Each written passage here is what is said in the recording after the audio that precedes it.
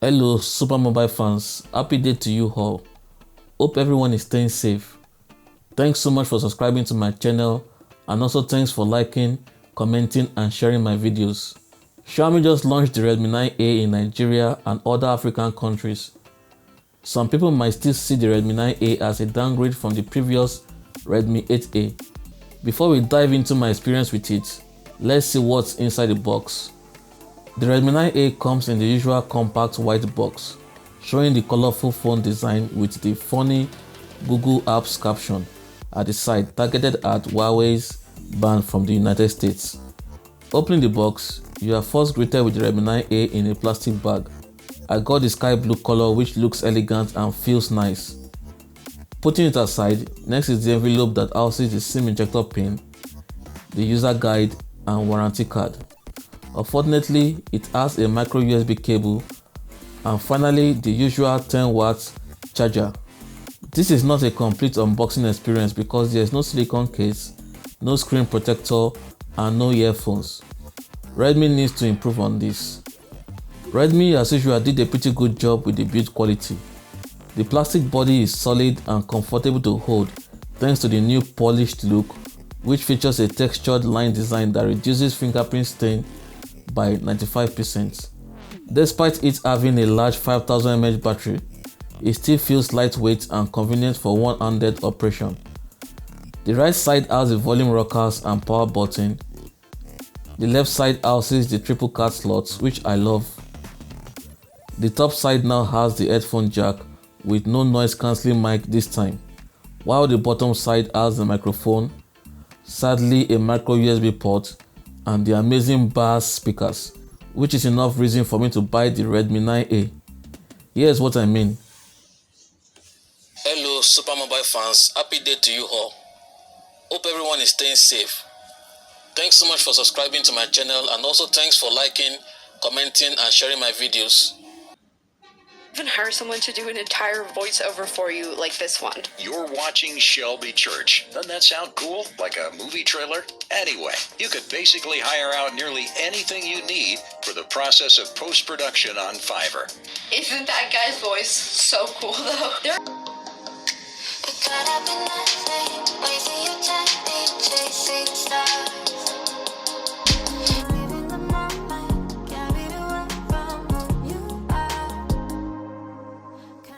This is just a single firing speaker, but imagine if it were dual speakers.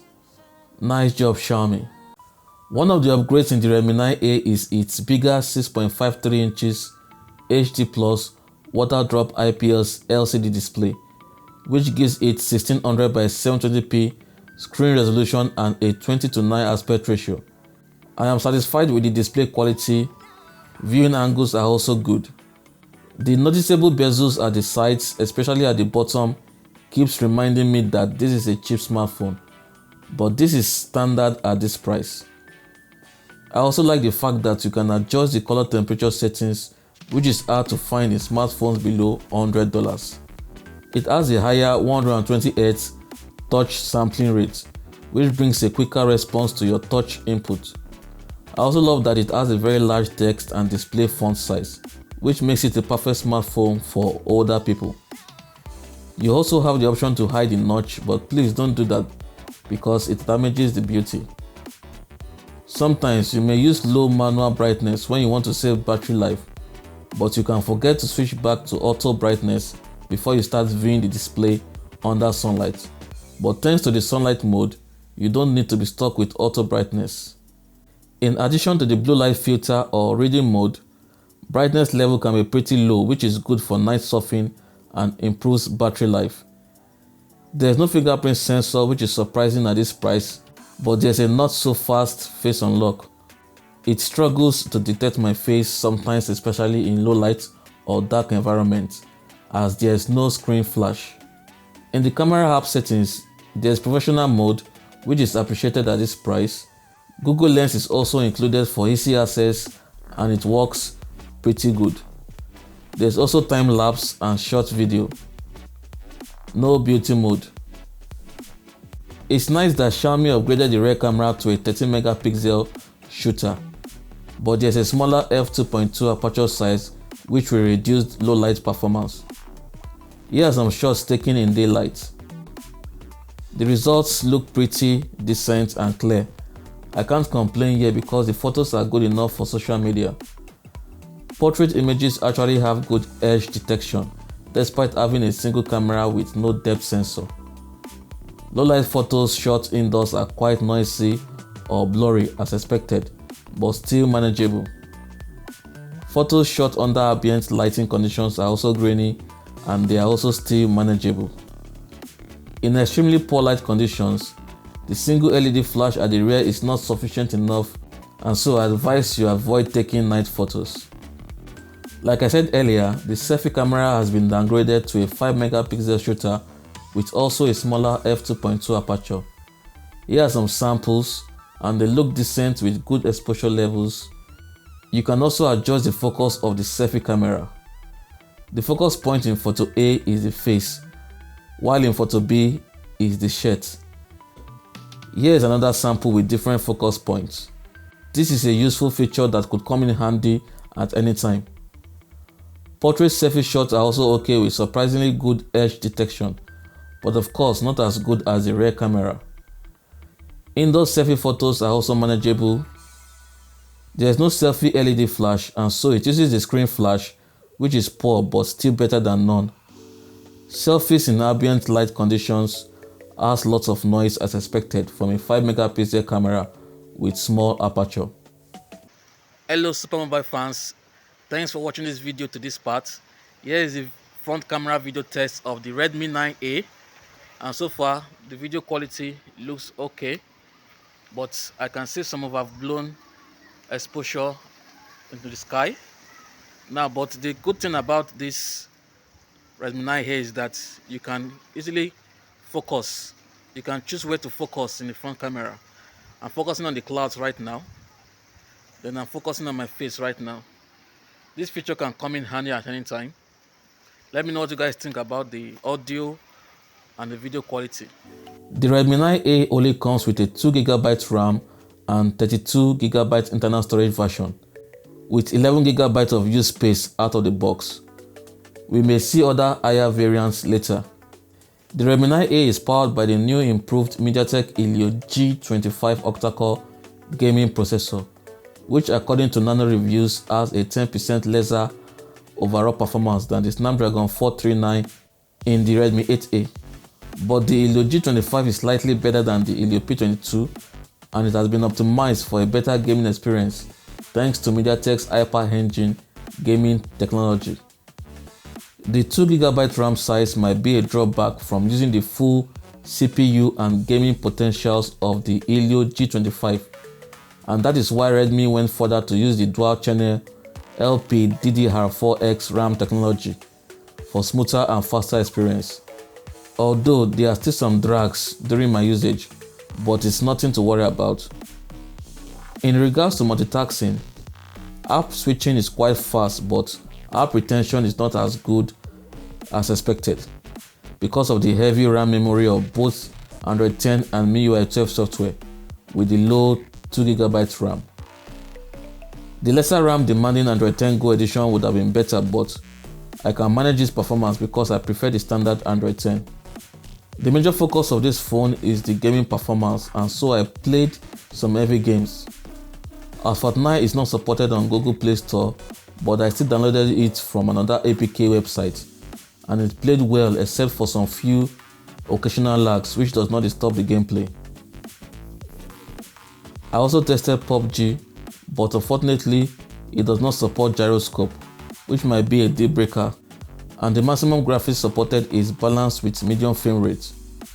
The gameplay was smooth with minimal lags, but I had some connectivity issues which sometimes makes the PUBG game unresponsive despite using a 4G LTE mobile data.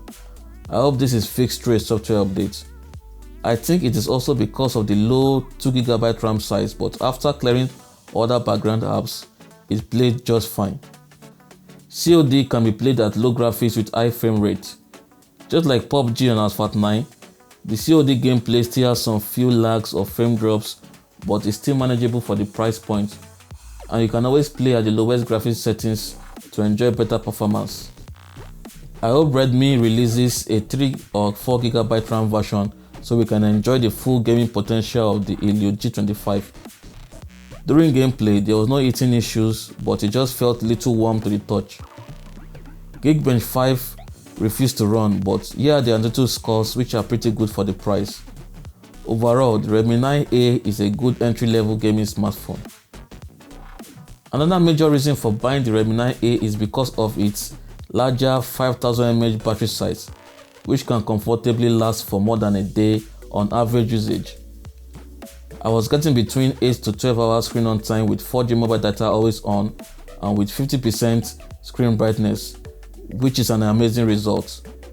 To get an extra 1 to 2 hours screen on time, the Redmi 9A has an ultra battery saver which activates dark mode, restricts most power consuming features and leaves basic functionality like making calls and sending messages. Also, in order not to feel too bored, you can also select some frequently used apps, but this will defeat the purpose of battery saving. Here are some of my battery usage statistics. Kindly let me know what you guys think.